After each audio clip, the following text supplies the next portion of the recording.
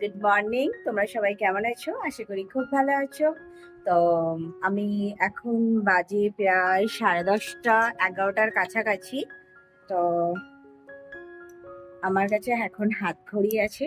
আশা করি তোমরা টাইমটা দেখে বুঝতে পারছো, এখন 10:30 হয়ে গেছে। তো আজকে আমি ভিডিওটা শুরু করছি। যাই হোক, আমার কাছে কতগুলো ব্লাউজ পিস আছে। দেখো, দেখতে পাচ্ছ, শাড়িও আছে এর। এই একটা পিস, এই একটা পিস, দেখে বুঝতে পারছো। তো এগুলো আমি আজকে লাইলেন আর পার কিনতে যাব। আর একটা পিস আছে যেটা এই মুহূর্তে এমার্জেন্সি, এই একটা, এটা যে দিয়েছে তার শাশুড়ি মার ব্লাউজ। তো আগের দুটো যেটা দেখালাম তার ব্লাউজ। তো যাই হোক, এই হলো শাড়ি, দেখতে পাচ্ছ। তো কালকে রাতে আর দুটো অর্ডার এসেছে, সেটা তোমাদের শর্টসে দেখিয়েছি, তাও একবার দেখিয়ে দিই। এইটা, দাঁড়াও, এই দেখো, এটা হলো প্যান্ট আর এটা হলো জামা। বুঝতে পারছো, আকাশি কালারটা জামা। আর এই কালারটা ঠিক নাম জানি না। এটা হলো তোমার ঠিক মেরুন মেরুন টাইপ। এটা হচ্ছে তোমার প্যান্ট হবে, যাই হোক, আমি ভুলে যাচ্ছি। আর এই হলো ব্লাউজ পিস, যেটা শর্টসে দেখালাম হয়তো তোমাদের একটু আগে। ওকে, এই ব্লাউজ যেটা আছে, এটা আমার সুতো কেনা হয়ে গেছে, সুতোটা এর মধ্যেই রয়েছে। আর এটা হচ্ছে আমি মানে আজকে তৈরি করব। তো তোমাদের সাথে তখন ভিডিওটা শেয়ার করব। তো চলো, আর আমি ওগুলো লাইলিন কিনে নিয়ে আসি আপাতত। আর যেগুলো কালকে এসেছে ওগুলো কিনবো না। জানো তো, আমি সকালবেলায় বলেছিলাম লাইলেনটা কিনতে যাচ্ছে। তো আর একটা কাস্টমারেরও ফোন এসেছিলো, তারও কিছু কাজ আমাকে করে নিতে হবে। কিন্তু গল্পটা কী বলো তো, বৃষ্টি এসে গেছে, এত বৃষ্টি হয়েছে। আমি কিছু ভিডিও ক্লিপ নিয়েছিলাম, কিন্তু আমার এখানে দেওয়া হয়নি। মানে হয় না, কোথায় আছে আমি খুঁজে পাচ্ছি না। যাই হোক, তো যে কটা আমার কাছে ছিল, মানে টোটাল ভাবো 5খানা শাড়ির আমাকে আজ রাতে পাড় বসাতে হবে। মানে বুঝতে পারছো কী অবস্থা। কারণ আমি যেহেতু সারাদিন বৃষ্টি হচ্ছিল, সারা দিন আমি যেতে পারিনি। যাই হোক, কিছু করার নেই। তো আমি কিন্তু সন্ধ্যের দিকে মিনিমাম ধরো ওই 6:30 নাগাদ আমি বেরিয়েছিলাম আজকে। বেরিয়ে আমি নিয়ে চলে এসেছি।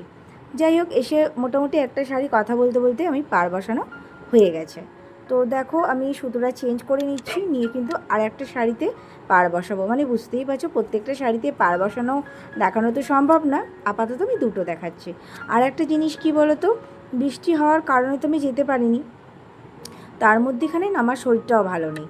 মানে কি করব বলো, এবার কাস্টমার তো আর শুনবে না, পরপর তো কাজ দিতে হবে। তো সে অনুযায়ী আমি কাজগুলো করে নিচ্ছি। আর ভিডিও কেমন লাগছে অবশ্যই কমেন্ট করো। অনেক দিন পর আমি বড় ভিডিও অবশ্যই দিচ্ছি। দেখো শাড়ির কালারটা কত সুন্দর। যাই হোক, চলো, এটাতেও পারবো না। আর গন্ধ শুকতে না আমার শাড়ির খুব ভালো লাগে। তোমরা হয়তো কিছু মনে করবে, কিন্তু কিছু মনে করো না, আমার না বেশ ভালো লাগে। যারা দেখছো আমার কাস্টমার আছে, তারাও কিছু মনে করো না, বিশেষ করে যার শাড়ি। কী করবো বলো, আমার ভালো লাগে। আর তোমরা কত ইঞ্চি ছেড়ে পাড় বসাও আমি জানি না, অবশ্যই কমেন্ট করো। আমি কিন্তু মিনিমাম 15 ইঞ্চি ছেড়ে পাড় বসাই। এতে কিন্তু যখন শাড়িটা পরবে তখনই বোঝা যাবে কতটা সুন্দর মানে ফিনিশিংটা হয়েছে। বোঝাতে পারলাম? যাই হোক, দেখো, আমি 15 ইঞ্চি ছেড়ে যে দাগটা দিচ্ছি, মানে 15 ইঞ্চির মাথাতে আমি কিন্তু পাড়টা বসিয়ে নিচ্ছি, বুঝতেই পারছো। আর আমার কথা বলতে অসুবিধা হচ্ছে, কারণ আমার জিভে না হালকা করে ঘা হয়েছে। কিছু করার নেই, মানে আমাকে একটু মানে তুদলেই বলছে হচ্ছে, এই হচ্ছে আর কি ব্যাপারটা। দেখো, কথা বলতে বলতে আমি কিন্তু পাড়টা বসিয়ে নিচ্ছি।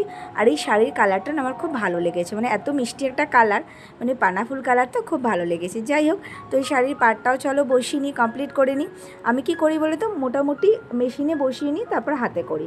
এবার দেখো, আর যে 3টে শাড়ির কথা বলছিলাম, এবার শাড়ি থেকে আমার ব্লাউজ পিসগুলো কাটা হয়নি।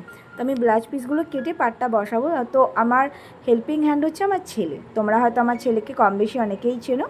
তো আমি আমার ছেলেকে বললাম, বাবি একটুখানি ধর না বাবা, আমি একা তো কেটে উঠতে পারবো না।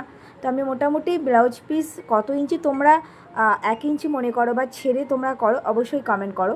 আমি কিন্তু 39 ইঞ্চিতে 1 ইঞ্চি হয়, যেটা শিখেছিলাম সেটাই জানি। তো আমি প্রত্যেকটা শাড়ি সেই অনুযায়ী কেটে নিচ্ছি।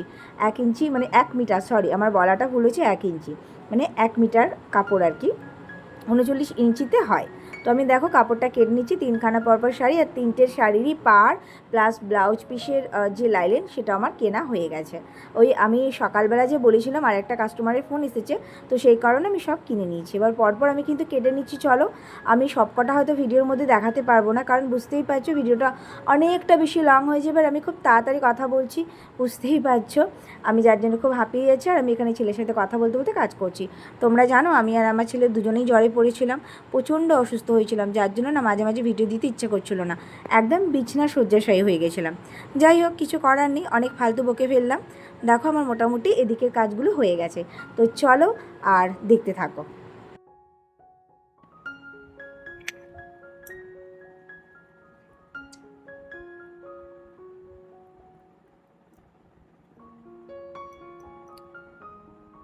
এগারোটা 40 বেজে গেছে। আমার দেয়াল ঘড়ি ওপরে নেই, তো সেই কারণে আমার হাত ঘড়ি, এটা আমার খুব শখের ঘড়ি।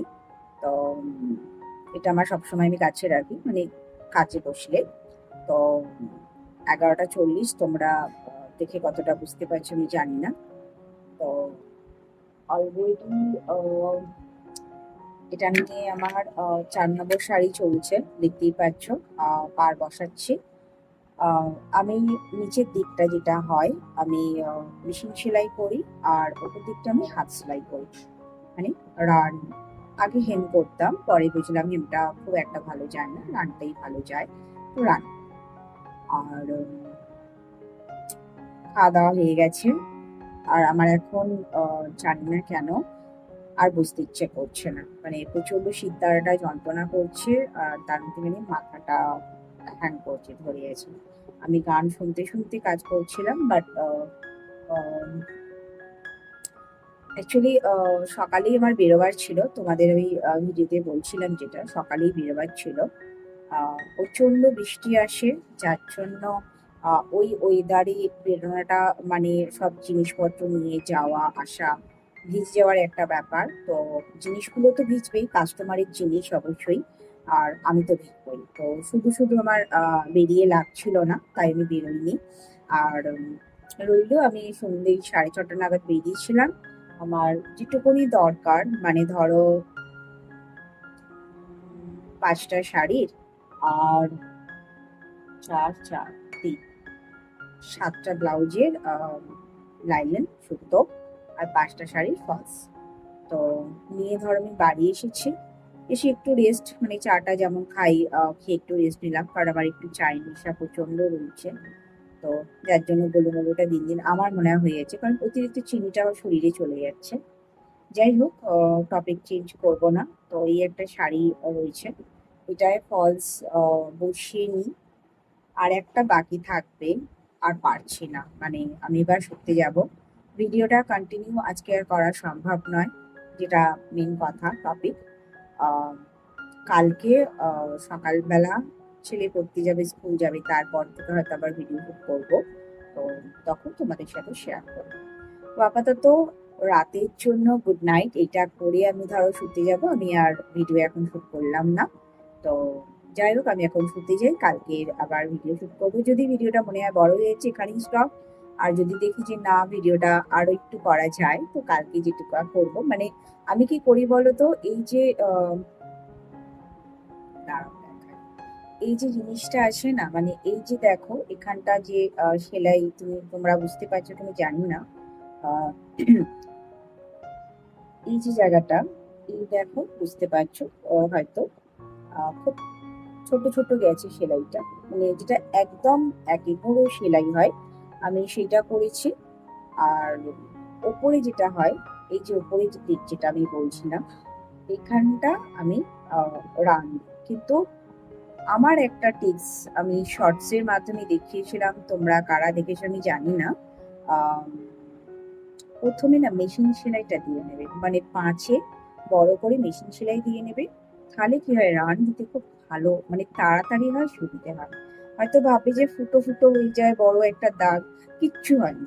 তার উপর হালকা করে পেস্ট করে দেবে, কোনো সমস্যা নেই, মানে আমি তো এইভাবেই করি। এতে আমার অনেকটা সময় বাঁচে, প্লাস তাড়াতাড়ি হয়। যাই হোক, কেমন লাগলো টিপসটা অবশ্যই জানবে। যাই হোক, চলো আপাতত আর বকবো না, আমি কাজটা শেষ করি।